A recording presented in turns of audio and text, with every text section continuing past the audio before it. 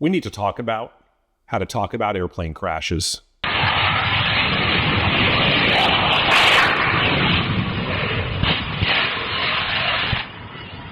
To promote a film at the Smithsonian on flight yesterday, and then there you see it. That's what happened.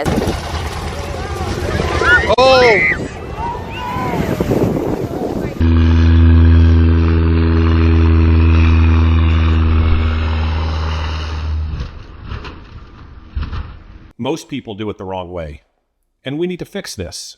A small stunt plane crashed during an air show performance. Entire YouTube channels lie in wait like vultures for a crash to happen, just so they can increase their watch hours on the platform.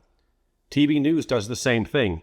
It's a simple concept, guys. If it bleeds, it leads. There's a difference between reporting that something happened and speculating about why it happened and who is to blame, without having facts or data, like some of these airplane crash YouTubers. Tricky vultures. This approach is disrespectful, inhuman, lacks empathy, and it's just tacky. Aviation has improved because of what we learned from crashes, but those outcomes take time. In 2014, I was performing in the Thunder over Solano Air Show at Travis Air Force Base in California when tragedy struck. All right, upside down a little early this time. Here we go. Getting closer and closer. Watch it, Eddie!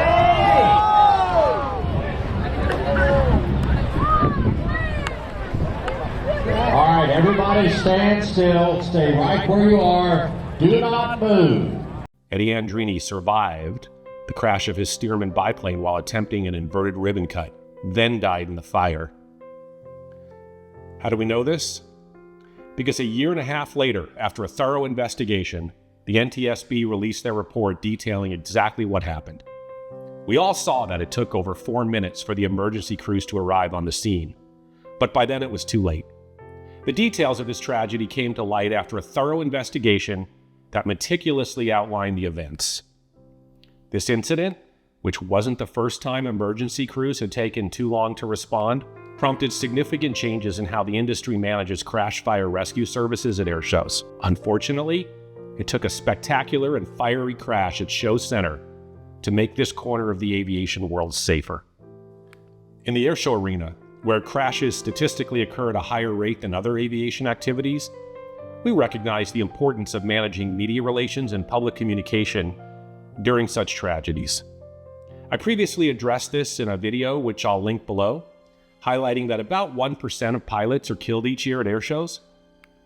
We strive to avoid speaking with reporters immediately following the crash, and if cornered, our responses focus on offering condolences to the affected families and referring them to the FAA and NTSB for official investigations.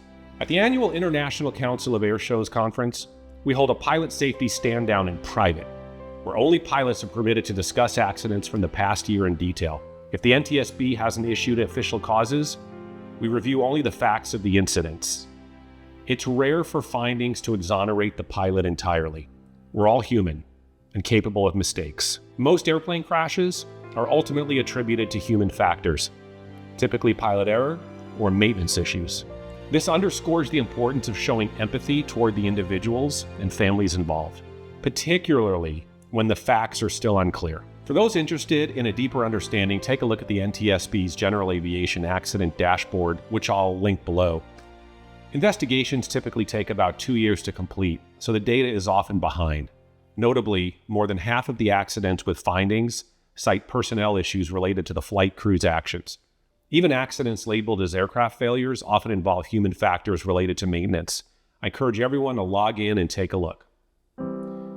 Airplane crashes are tragedies, and we all need to think before we speak or post about how they affect those involved and their families. That's it for now.